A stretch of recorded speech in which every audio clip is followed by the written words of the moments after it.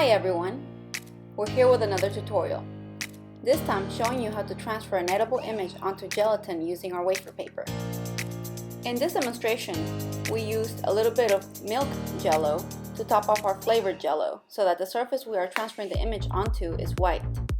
You can still transfer your images onto regular colored Jello, but the colors will look very different. You can find various milk Jello recipes online.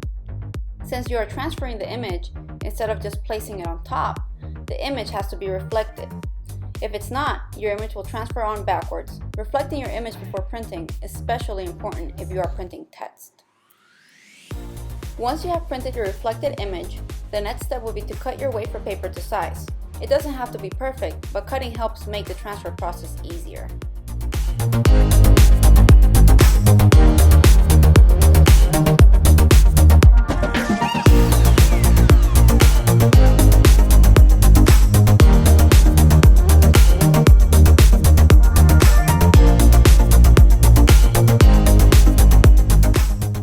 Next, you want to take a very small amount of water and spread it over the top of your Jello. Make sure it is a very small amount because if you use too much, it will cause the colors to run.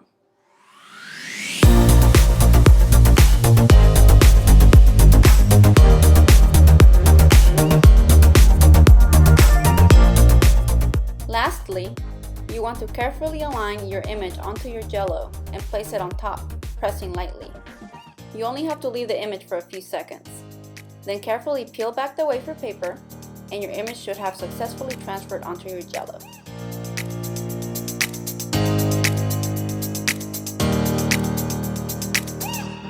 If doing this for an event, make sure you transfer your images a couple hours before the event, as images on Jello tend to fade over time.